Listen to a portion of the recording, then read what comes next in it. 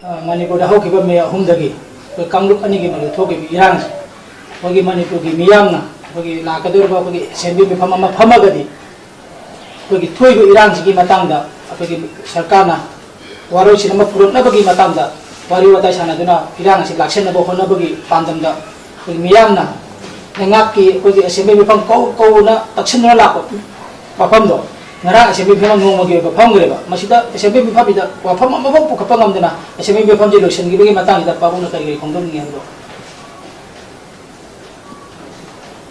manipur gi wato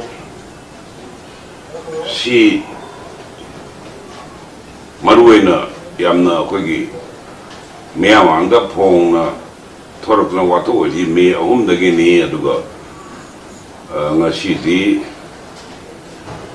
tha May, June, July, August tha mari shure tha mari gumba shure tha mari shure na lobo yare tha mari shudore akoi manipur gi wapam khana ba haibse seida koi gi mayam na ngasai takpiri badumai na manipur gi wapam si assembly da akogi ningthina khanaba loinana wafam ji hojikti yanamda manipur gi da oirambaduna paktoroktana barot ki wafam oirei barot tatana karigoma kanda che European Parliament yokolakwa ada United Nations ka yokolakwa ada ate prithvi de lariba akogi ate mayam pakyan amarum da hairagadi international issue edu adumaina koi haibia bo wafam moire karigino mayam na assembly phamo hairishe natraga karigino akogi parliament da famdinga mangda assembly phamo hairishe aruga parliament da aikogi misingna akoi manipur gi maram bido wa hayu haise hari yuji sengna harga koi do bisi chahi tare kunta kwai nama akoi gi thoki ba 1890 to 1825 ki tho matungda chahi chamrom sigi matungda ani shuba chahi tare kunta kwa haiduni koi thoi koida torishe aniswa sahi tere kundakuni ahambagi sahi tere abo tokre madaida mayam haineri duni akogi nufa mayam akoi mitai haiba furup asi muthanaba nufa mayam yairina lenga puba deida bera taruk padu akoi thang ka hatwa adagi angang mayam mitei macha mayam ji khomaga nungpak ta hela hatpa adagi yamda yamaga na punchal laga yum manung da morok thara hatpa nungdang da macha hat kraba duga magin nufasing brahma da che brahmagi matamadi brahmagi amina puraga sat kraba adugumba isolated oiba yum sing ayambana madu manipur gi ayamba population ji jungle la kra lord kra taina akoi siengre atemna brahman phagre yamna leita kanda population jam ping na leiba kanda dufa sing mem da laga maitei nafi hinda nanjana tenantana akoi gi mongmarin ta da sajat akoi chathar basi uba madrai da akoina aineriba akoi dakuning tau hera sandai du thoraga akoi si oragadi mitei je murkhani mitei haiba phurup sidi mutlani akoi aduna ai horen baro tarakanda singa mathakdagi moibung khongke matamda noina noigi nanak ta lakpa kabugi sipai mayam do nakuda thang payo aduga नत्रगा अखोगी फी साबगी टेम मैसी हुई उद्रे अचौब टेम याम थांग दे हन थौबा लुम लावबा अरुमा pot अमने उन साबा मदुना हालु हाइदुना अरुमाइना अखोई मितै नुपीसिंगना हाले अरुमाइ लान थेंगरे अरुना मदुगी फेम दु योबु कांदा मदमदुदा मैतै मुटपा याबगी सही तरेत कुंताकोगी तांकक्तु यौरकपदा ब्रह्मादा मतमदुगी ब्रह्मागी गवर्नमेंटदा ब्रह्मागी शासनदुरा मखों कोलगा हिंगबा फम नाइनिंगबा कांगबु खरा लय मदुई ममिंगदु इतिहास दा नम पने मयामना आई मिंग पंजररोय अदुना मोइगी फमदु येंगबा कांदा मैतै मुटपा याबगे मैतै मुटलबा मैतै मुटनबा होनरपा मतमदा मागी कोलिबा फमदो मदुगी मान पाइरिबा फमदो निंगथौ ओइबदो सेनापति ओइबदो जुबराज ओइबदो मदु सोइद्रगा लोइरे न फम कोलगा कबो गी शासनगी कबो निंगथौगी मखों कोलगा हिंगबा अदुगुंबा मखनगी अखोगी शासन अमा लैखि अदुगुमना ngasiju hujik lairiba manipur gi film sidaida mayamna pamiba hoi manipur assembly da karigi akoigi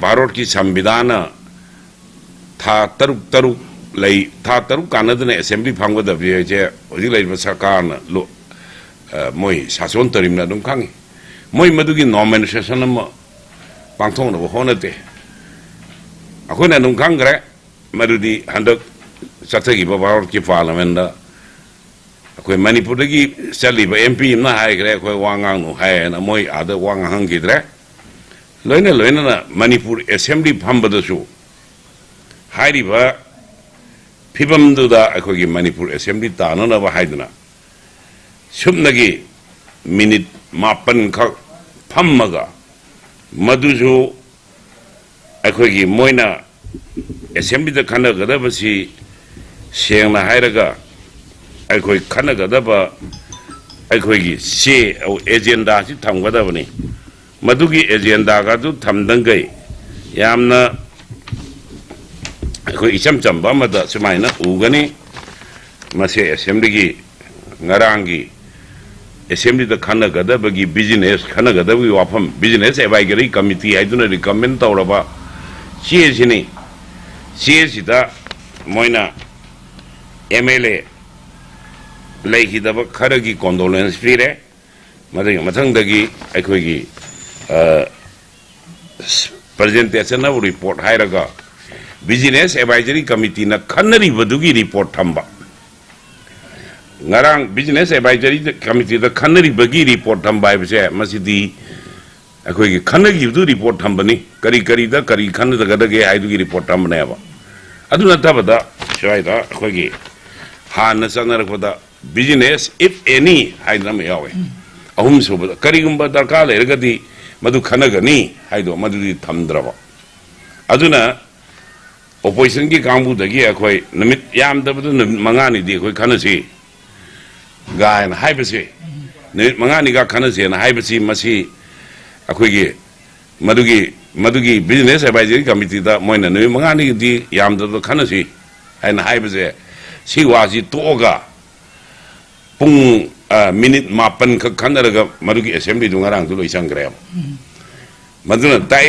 मदुदी Bharat द लेरिबा ngasiगी भारत की शासन की अथॉरिटी सिंगना भारत की पार्लियामेंट की मेंबर सिंगदा पार्लियामेंट यावरुनु हाइदना खनाउद सो लोनबे थबकतु मणिपुर असेंबली यौरे मणिपुर असेंबली सो लोले अदुना सो लोलगा अखोई करिगुम कांदा मणिपुर असेंबली हाइरिबा प्रजा मयामगी मिहुना सारिबा हुजिक ओइरिबा इसाइ पनगिबा असी अनागी मयुम लैतबगी हुजिक मक ngarang मक अखोई नोमै काबना मी हालैबा अनु मनुंदगी हुजिक सो अदुम कामनबा लेप्त्रिबगी वाफम मयामसे अमबाव खनदना मिनिट 9 दा मदुगी असेंबली द फंगे आइना मदवाइदा मतममदा Prithivida democracy haurupada.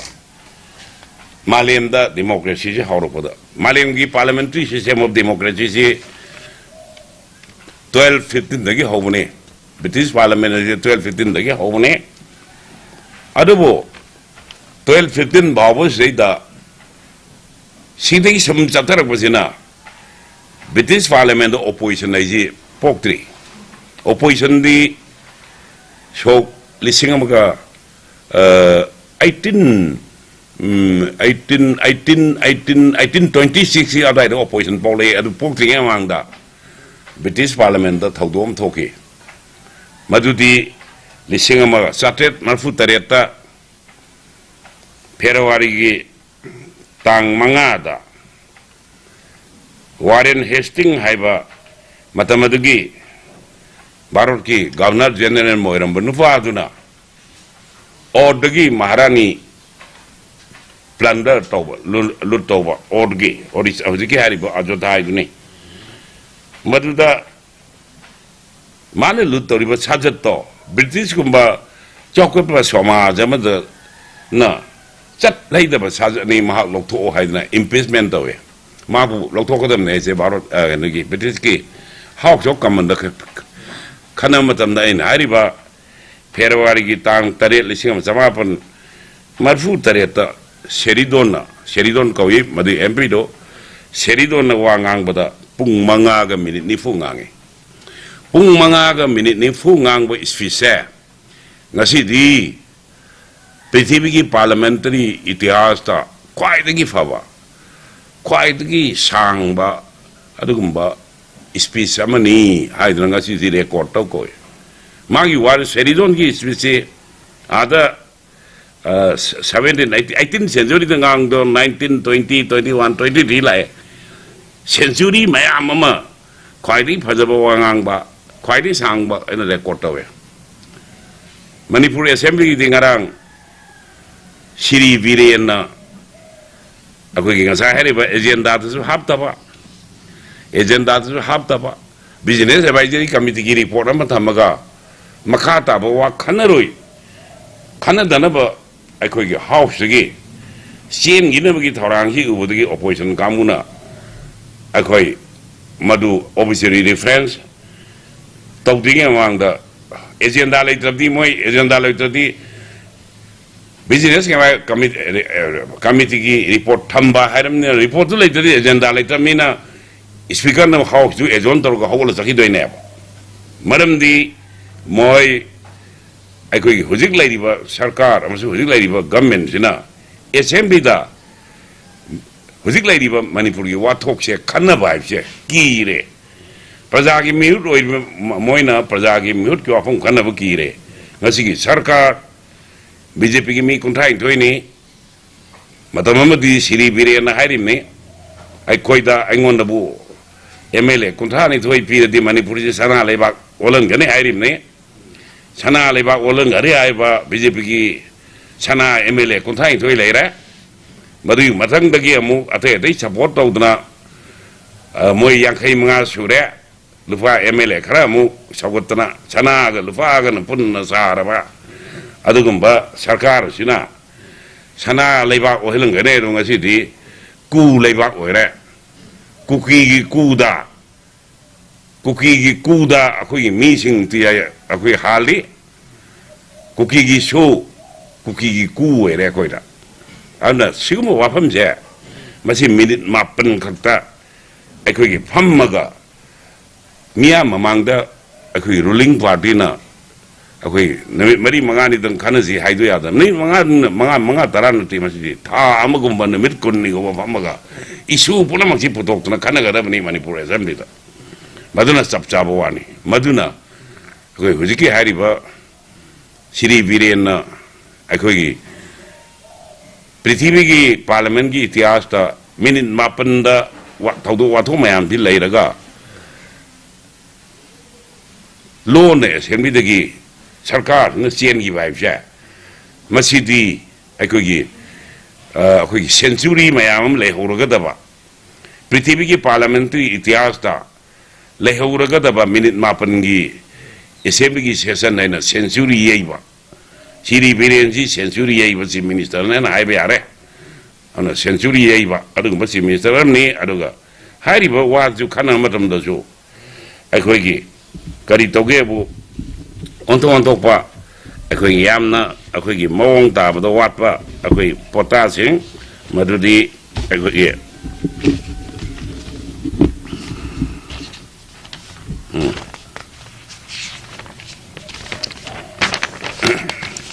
Mana, a quiggy. Mana, Yana, but the condolence away. Condolence of which the MLA like the Taruki condolence away. Condolence of wives, rule of procedure, Maka, the Tongamba Runday. Condolence is our Fungoponi. Our Fungop to the Amukamine together. A quiggy. Manipur Miamda.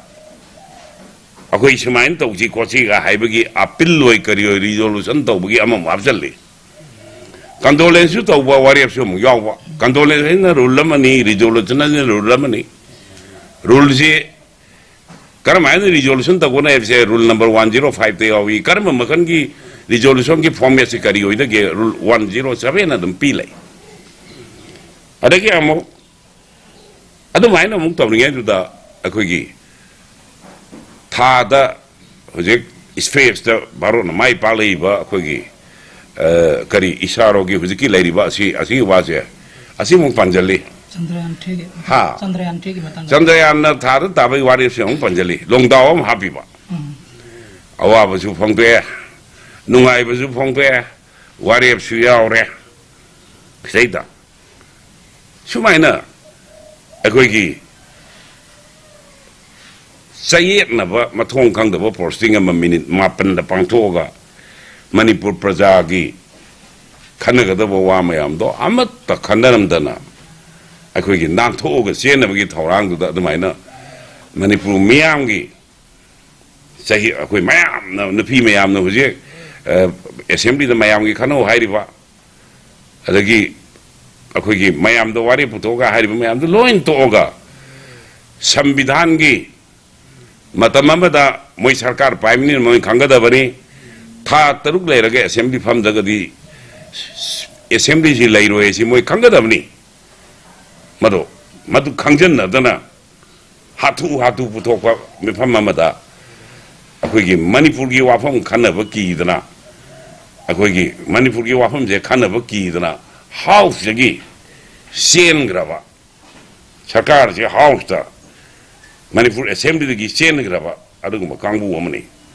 Aduna Maduda, a quiggy, Kanagumada, quiggy, I know, Hajariva, quiggy, MLA, Karana, Congress na, Adu Lebaki, wa Kanas heavy Yati guy, Ranmani, Lebaki, wa Kanas Yeti, Pare, Rifingarang, assembly pumba the Ningtung, they can see the Gedore.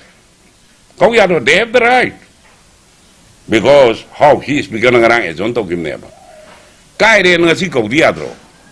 Hayen go diadro. I do go to the Torisha. Prajagi Wafam may say, not talk to the Miam among that. Manipur Miang among the Masiki Sarkar, share Masina, Masiki Chief Minister Namasi, Government, Lepangam Jadaba. I do Makangi Mipamama, Maduna, Malimgi Parliamentary Theater, Century Yei Vido. I Karingmakanda, Quiggy. Pung Mayam, Seridon and Himna, Century Mayam, Quidigi, longest is the high kanda, Majina. Late action of Wato or the Labakan, Bagi Wang Okanda, Minute Mapan Nangana. Pitibida, Parliamentary Hesa, it has a Magi record here, Century every quarter, and me and other my Hidaren. I want to end a monk like sending a Pavon to Pundu Pigido. Hogi, which is Langak by BJP. Kogi ngarangi mi pham da congress na lebaki issue ki matang da khana je haba ya de haba poche ngarang maksu bjp na dum hariba asigi assembly mi pham je congress habadi opposition da leba congress na manipur da pr thamna ba honna ba da mi pham je thuga habani haba wa pham phungdui ba asigi matang ya de pabung kari phungdoni manipur da aina sai thamgi ba wa pham du da thamgi ba wa pham du na I ꯀꯩꯅꯣꯒꯤ ꯑꯩꯅ ꯉꯁꯥꯏ ꯊꯝꯈꯤꯕ ꯋꯥꯐꯝꯗꯨꯅ ꯑꯩꯈꯣꯏꯒꯤ ꯀꯩꯅꯣ ꯍꯥꯏꯔꯦ ꯀꯅꯥꯅ business advisory ꯀꯃꯤꯇꯤꯗ ꯑꯩꯅ ꯉꯁꯥꯏ ꯅꯣꯏꯗ ꯎꯠꯈꯤꯕ ꯁꯦ ꯁꯤꯗꯩꯗ ꯑꯇꯣꯞꯄ ꯋꯥꯐꯝ ꯑꯝꯇ ꯈꯟꯅꯔꯔꯣꯏ ꯍꯥꯏꯕꯅꯦꯕ ꯑꯇꯣꯞꯄ ꯋꯥꯐꯝ ꯑꯝꯇ ꯈꯟꯅꯔꯔꯣꯏ ꯍꯥꯏꯗꯅ business if any 하이드나 하이리시나 비즈니스 탐다버시나 에셈비다 메 어디가리 뭐 와톡시 카네버 기라드나 젠그럽네 하이도 젠그럽아 네 아두가 아무 호직티 스피커가 비렌가 따나라가 ngasi 에셈비 거우야래나 하이행주 거우야이나 항치주 거우야이나 Madhu ma'am तो कौदी तो ताई दी हाँ असेंबली जे फंडिंग दे है वो असेंबली दा लेबा की वासी खाने बकी हाई बसी याम नाखी सेंग ना ताई मधु कांग्रेस रोम दा खाने ज़ियारी वो कांग्रेस रोम तो ताई चल लगा शिदाई दा भी खाने वे वापम थम दा बने वो जो थोड़ा का मोई निपानी तारानी कोरोना ना तो अदुना मधु मियाम प्रजाना इफोंग फोंग ना उवा मियाम प्रजा पुनः इराई लाइन खंग बवादा मणिपुर प्रजा दा नमथाक तोवा अदुगुंबगी मणिपुर प्रजा दा नमथाक तोवा सिटिंग तोवा अदुगुंबा अमनी अनिसुबदा मणिपुर दा पिया लाख पामबा हाइबा पिया लापनो को तौरिशे कनाना तौगे दु यंगे आन बदा अखोई हुजी हुजी इवनिंग की मिनिस्टर रिवर श्री रंजन ना दिल्ली दा लेरिंग दा माना हाई मददी मणिपुर दा लॉ एंड ऑर्डर लेत्रे है ना लॉ एंड ऑर्डर लेता बाइब जे मसी स्टेट अमदा लॉ एंड ऑर्डर लेता दी शासन दु लेबे याते अदगे रंजन दाई ने मणिपुर दा law and order totally fail हो रहा है मैं इसे मैंने कनाना ngasi भारत की डबल इंजन ने क्लेम तोरीबा भारत की डबल इंजन की मंत्री यमना हाइरिम ने मणिपुर दगी रिप्रेजेंट हो कैम चावगे कैम दुंग गतो अम्मा अनि सुबदा मणिपुर की एमएलए मयाम अमना आद दिल्ली द चलगा मोइना मु करी हाइरे मरुदी मणिपुर दा हुजिक लेरिबा सरकार से मसी complete breakdown in the law and order हाय लॉ एंड ऑर्डर से पूरा फेल हो रहा है अदुगा हुजिक लेरिबा शासन जिदा there is no trust and confidence in the government and administration ay sijo akogi haibe ya wanti ruling party da leiriba insa haigido ruling party da leiriba sana mla mayam duna manipur sana ulan ge mayam duna BJP की शासन जो था जो रे law and order लेते हैं जे मैं high भी आवांते हो अनी सुबदा आउम सुबदा सुप्रीम कोर्ट ना हाई करे मणिपुर दी लॉ एंड ऑर्डर से लेते हैं ना भारत की सुप्रीम कोर्ट ना हाई भी लॉ है भारत की supreme court is the symbol of justice is a symbol of justice in the country as well as across the world abroad मालूम पुनः भारत की अखोई सुप्रीम कोर्ट ऐसे अचुम्बगी सिंबल होई लौरिबदुना मणिपुर दी लॉ एंड ऑर्डर लेत्रेने हाइना हायरगा स्टॉप नमदामिन मरी सुबदा अखोई निफ्चा केवजेना सुटी निरे मयाम पारे निफ्चा केवजेना सुटी निरे कांदा पली माना आइना असेंबली सी यावला आगदी असेंबली यावला आगदा आई सेप होइदे अगे इमुंग मनुंग मफमदुदा लैबदा सेप होइदे हाय मंत्री न सेप होइबा मंत्री न मागी सरकार दना माई मंत्री द सेप होहेन मंगमदब सरकार दु लैबा यारिबा यादब्रा स्वाइदा मणिपुर द पीआर तौनबा अखोगी सब साना होनरिबसे मसिदी हुजिक लैबा बीजेपी की सरकार सिननी मरमदी मोइना बीजेपी की सरकार ना मणिपुर द पीआर तौनबा होनबदी सेंग नारगा मणिपुर की ngam-kai जे भारत की संविधान आर्टिकल 366 दा सोकपा यादव पोतौना सेक्शन न थंबी मरमदी अखोइदी मनिंग दम लेबा ओइरमी अदुगा अखोइगी 1949 da 47 da Bharat ki parliament da Indian Independence Act passed over just immediately after the Indian Independence Act. Akhoi ki samvidhan leigre, akhoi ki election tawgre, akhoi ki sason leigre, council minister leigre akhoi mado. We merged in 1949. Maduda merged tawbudo, madugi sason do, madugi lam do, madudi Bharat ki samvidhan akhoi ki damuta phajana ngakta mi article 366 ta. Madubo article 366 ki scope Article 366 𝐒𝐀𝐍𝐀𝐋𝐄 nainariba DR ba shuhariba afawa madugi constitution da mai scope naina kanda karigumba kanda rainti ki wathuk ta sigumba lam se sigi matang da lagadi mado atai ufai leite president of India na intervene tawadabani and it should be referred to the Supreme Court thagadan aduna this parliament has no authority in respect of the territorial integrity of Manipur, because it is properly protected by the Article 366 of the Indian Constitution. Sineva. And the Karigumbada Masri Hendan Toraba. Arogadi. It will be treated. Madudi Akui Matam to use Sandido, Madu Kairak Panina, Manipur say, pre-measure status legane, pre-measure status legane, Aruga.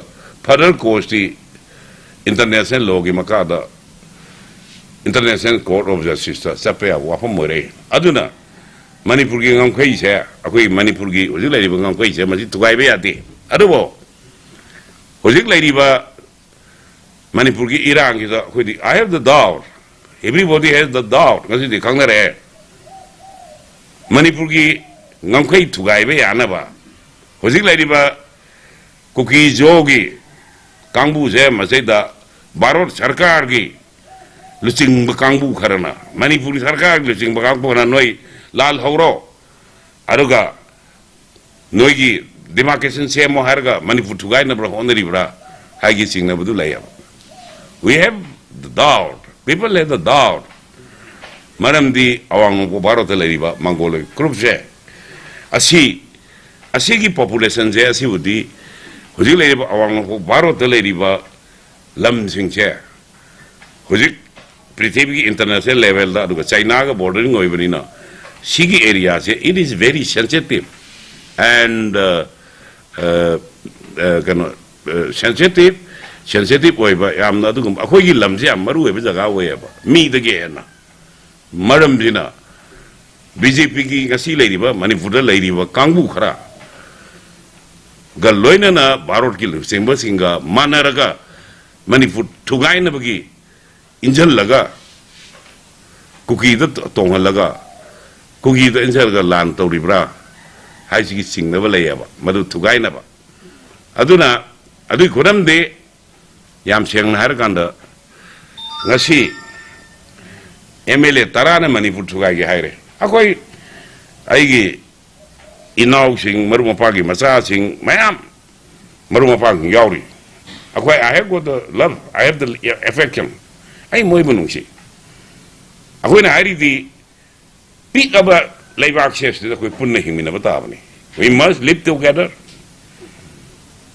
and amaga cooperation pinana tumene hingmina batabani nakal mana awang da masiram loba nakalam na makha masiram na nakalam maningom da sukta chawbu lambida madu bogi oi to ya leite adu manam da Bharat ki samvidhan kan tambirame aduna akoi leibak thugai ge hairi bo kambu to madu di seng naraga yes moi nung si bai na mane I love them adu bo leibak thugai ge hairaga di aigi isa aigi maru natraga aigi mari mata haibu gi leibak thugai aigi jine hena luya kana mo karana nupi khara mahalame kana ko mona karing mo khara lan thum khara mahangre it is different thing adu di amarom da harga adu leibak thugai gani haidna makut thangatna thang paidna leibak thugai ra kanda madu film dula akanda di then moi choina muki leibak thugai bugi dandi pipam toy adubo moina madu loina hundong naraga nungsi sanu na himna bagi mai ke adonda samna na ba appeal to ya ba koi di yes kasi jo appeal to I appeal again all communities pikra balai ba khida akoina kang ki lambian na to matam na te akoi nungsi na sana na himina ji choi gi ba punamak akoi gi ngak na si choi na si akoi gi ngak ga achoi ba du ngak na si hai ba ne ba aduna madugumba kuki emele tarado ngasi bhabuda CS om tane action lo idea hai bro selai ba sakar lei ba emele sing hai bro baror ki pradhan mantri Shri Narendra Modi na aina wafam bi pan bakanda sithi ma ingon do irei adugi CS hui bang nam san thai I will give a copy to you na on the copy pige akoi gi me gi tang kun tha ma thoi da ingon do irek pa sithi ni Megi tang kun nama tu ida irak pa sithi da koi Shri Modi na irak pa PMO ki sithi da policy hai riba kukita di masak ta appropriate action lau hai bam first condition ani sebuah condition adu ka pakum do petitioner oriba Shri Ojoy da thau ani ahum sebada Hariba Ojoy the Thariba City do copy of the reply may be uploaded on the portal. Prime Minister gi portal may mother Tagalo, Sinari, Om's condition. Mary's condition Madudi Amuka Hairi. Not status on the grievances can be tracked through internet. After entering internet number on the restaurant number sensor. Ada Tagala Batung, the Namada Nang Batung, the Awabasing do. Madu Wakata na Yengre, the portal, the Yengo Haiva.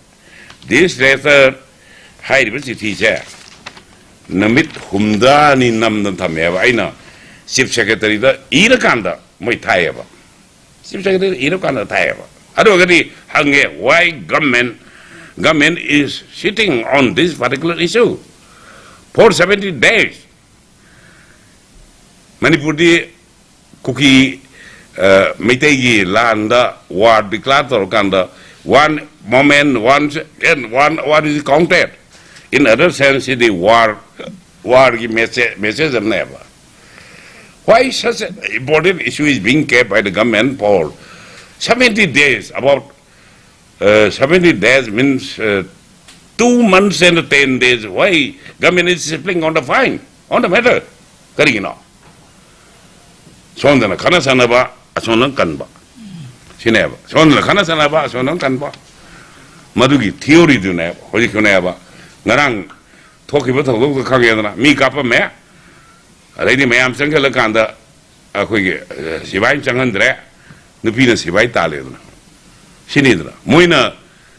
Saying Naharga Baruki, the labor security, forcing must say the direction Pidra Cookie Kanabatami, Sondagina, Lanson in Jelly, Asonan Kanabatami, Siki crisis, Shida, Aguigi, Manipur share, Tugage, Hydra, Kanba Baruki sing Bakarga, Manipur Gilusing, Bakargana, Manipur Tugaina, we plan by the Tarokra, Hydra Quidi, Madonna, Sing Nayeva, saying Harkan, Madrida. Adumai singai aduna. Aga papa aina makata na hangingisina. Koi Manipur ki hogi hujikleri ba fibam je. Masi macet thugai na bahari ba kuki ke emele tara hai tara na. Adu ngarang ki SMB mi fam da jo moy hana moy emele taruk amadi hogi SMB mi fam je yaw bang amro na chi tara ke bagi wafam phongdong na gare ba. Adu moy tara je lak ta bajina hogi Manipur ki hoi thamgro. India ki constituency da bu khongong na ba pola mo oi ri ba ne ba. Masih ke matang kita hoki Manipur lengang na mokho ki matang da lokot pa ya ba action abok lokot no hik leri baja masih ke matang jadi oziki hari sume anu ngarangi assembly tu da laina tau gi soira bra assembly ki mamang da opposition ki gi chen ki bra kana tau da suti do hau tu puto ko da mani hau tu puto thamang ko da mani aduga House the Putoga, Tambakanda. Shuti Niva, I would say, Masi mana niriba suti singdo madagi ground lay batabani adagi maram chapchana pi batabani nabra adagi kari maram gino do kari maram farm sometimes akoi khudam moina hai it is heaven no farm America lay gre na to Australia lay gre matam am sang dare khudam ni sine se mo mong dara mai inconvenience kai no assembly yaw ngam da bi ai je inti jana how to tamukanda how to kana gadam ni lai bak thibadi Manipur Assembly da koi ki committee on absence sanction rule lama lai gadabni akeno body ama committee ma adu committee se muta kare ana koi ngasi lai be assembly si ujan mailani tang kuma thoi de assembly to do kuni thoi de ki gel kuni thoi kuma thoi pham ne ajali ha kariya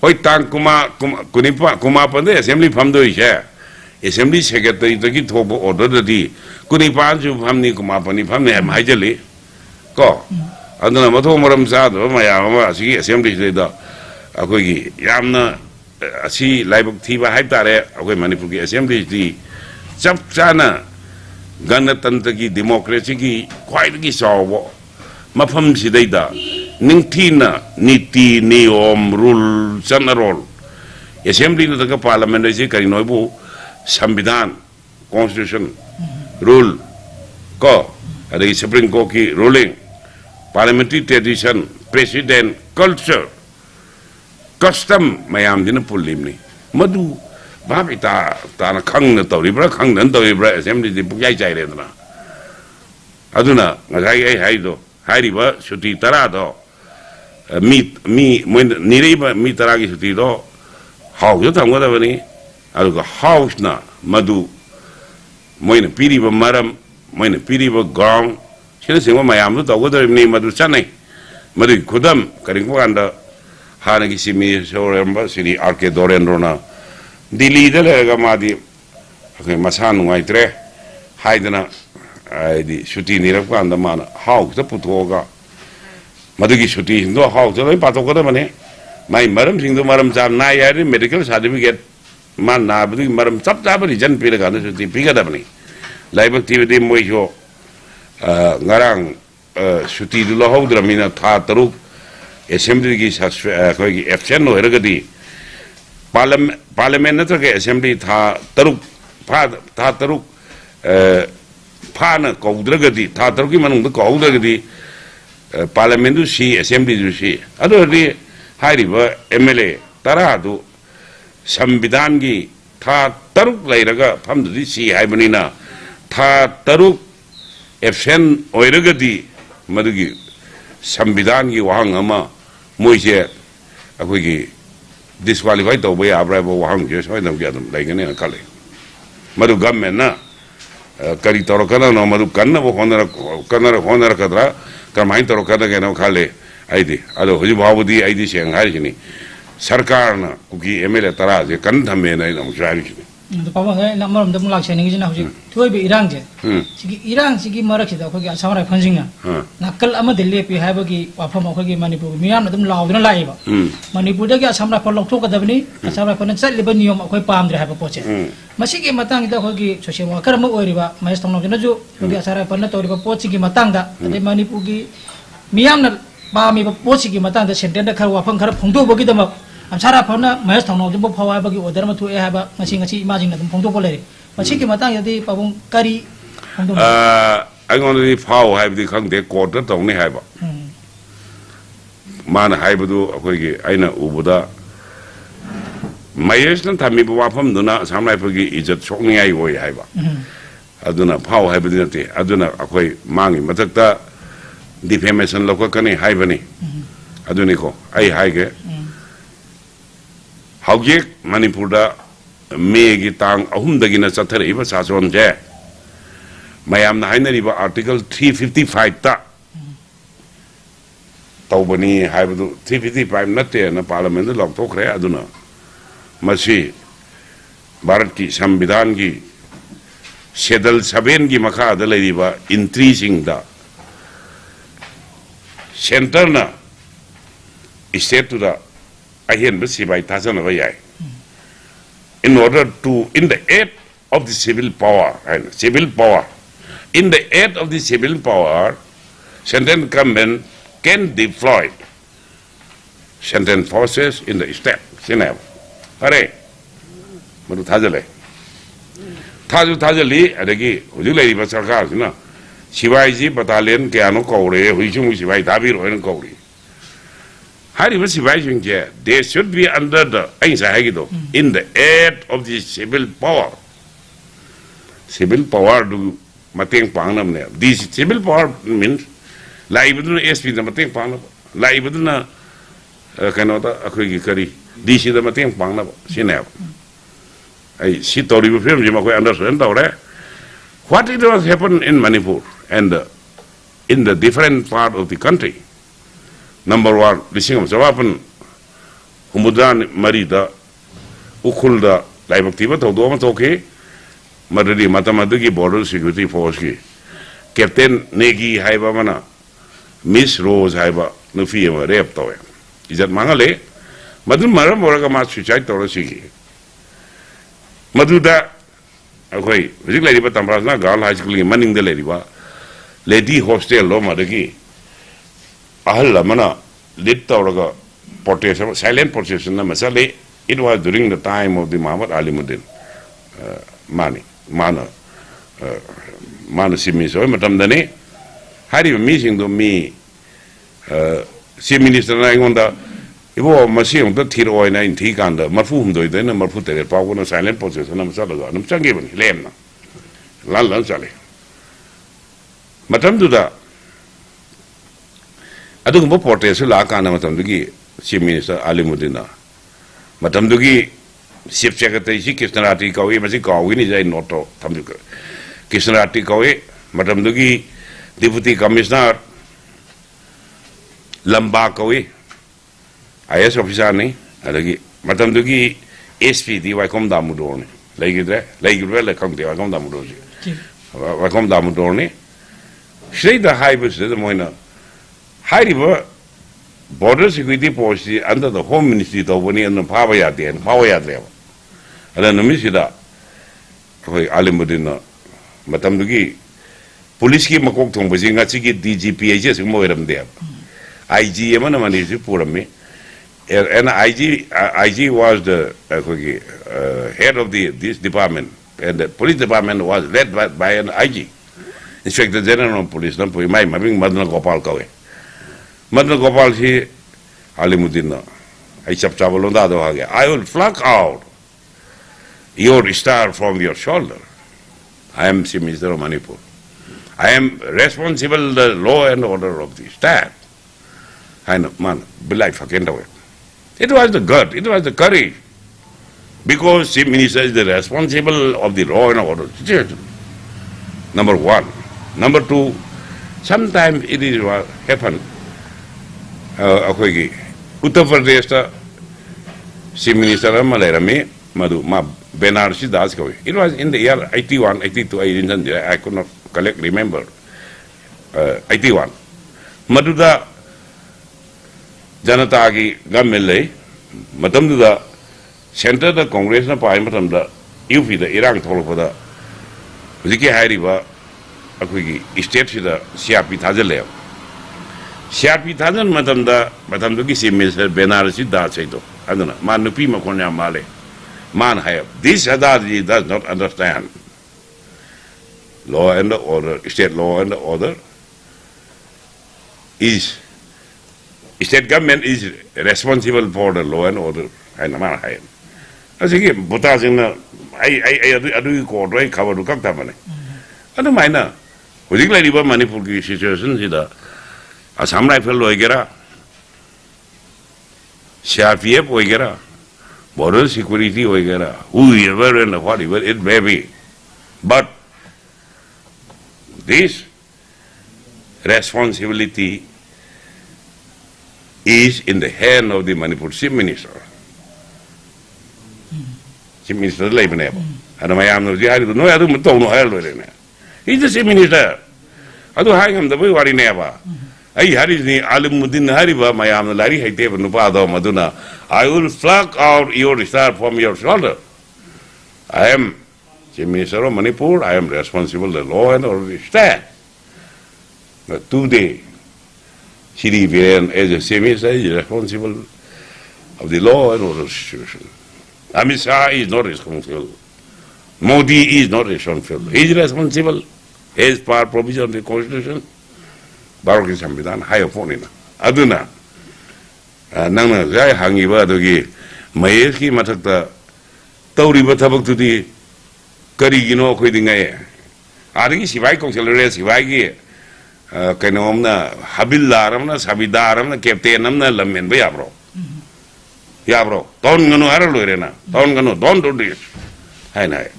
I don't Chief Minister like Tantana, Chief Minister Duna, Centergi, a quick leaders in Kurum Latpaki, have the Borona, a quick Gati, Gaedo. I think have to wear the country. I could not comment on it, otherwise, Chief Minister is responsible. Toboyaro, I don't talk on labor water with me. Togono, and hire, I do. Center, Amasung, Center the guitar, by Saipan Giva. Settle Sabian Kimaka, the Baro Sakan, Tariba deployment, Mayamse. Siki deployment, Mayamse, in the aid of the civil power. Moy Laiduna, SV Matakalavia, the Moy Laiduna, the Siki Matakalavia. Aduna, with Sigum situation, Akoida, Akoya, Yatang Pangde, guy, Nami Halabawa, Tumin Labado, Madudi. Sheng Haraga Sason Pandaviki Tabagni Sarkar like Tabagi Mong Dugi Sajatne. I Madu, I want to on the comment of them. Why? Still, I'm telling that government is responsible the law and order of the state. Still, Madu, Akogi, Sigi, Wapambidi, Sarkar, the Kumuna Pagadan Kali. Bawangana Arabia Hanging, okay, Manipur, the civil society may might have. Moinoji Pamaji, Shambi Pamaji, Pama Matunda, Manipur, Irangi, Hilushan Bagi, Orochilama, Kadrana, Laramuto. Shambi Nitina Pongi Matunda, Manipur, Lady Civil Society Mayamja, Machina Makata Bakari, Exxon Lokalaka, Kadi Kari, the honing have a poche, Machiki Matanda Pavung. Civil Society Mayamjo, Agoye. My honor is here.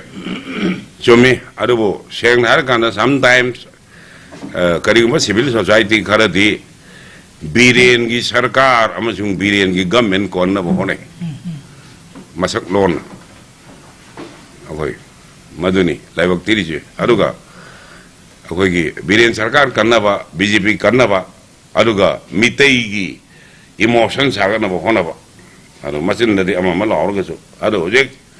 Away Sapsana, with the Wafandi, Shang Harakanda. Professor Bimorna, Emile Punamak, Nangbi Gado Nangre, Sarkar to we get up Punamuk to their Baros, Sarkar to Dre. Aduna, Away Manipuri Prada, okay, intellectual, she as well, my Amam Pamaga, Kumala Bagda, okay, Karamine of the gay warrior Lochumi.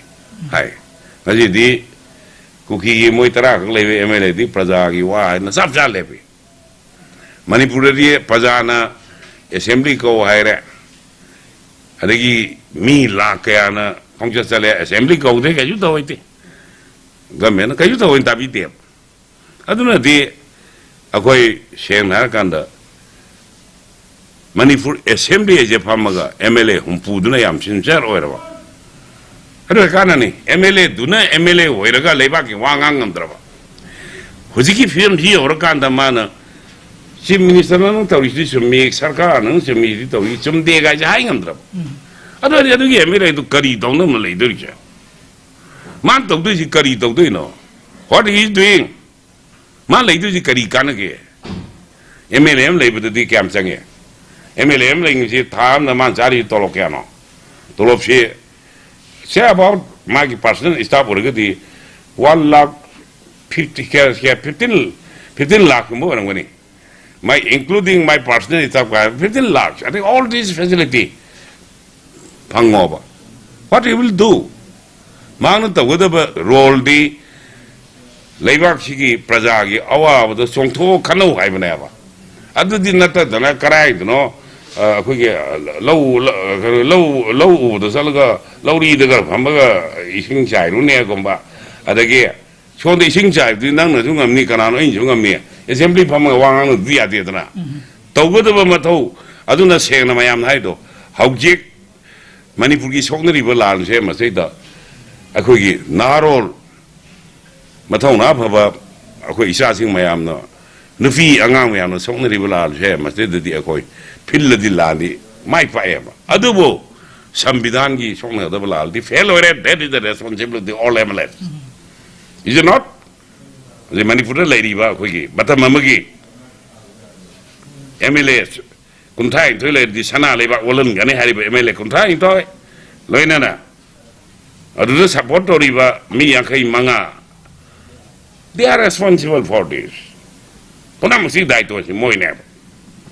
now the manipur assembly in tina koraga numit kunthani phangwadam ni madai da wafam mayam je karai de hore kari sol tone je loi lo ya puri ai di karai de hore committee report all ore akang hei ko ga committee to ya pone sumaina macha khaina akhoi manipur gi war matam mi da moi chong ko kan to on thoe adu din da delhi da salaga am ngang ni ade horen mayum jora ga sida am ngang ni adagi assembly pham gandana Birian Ukana Mamai Changang Chilana Kong Hamni Basakta, the Sugar of Hamna, the we live in the Arroy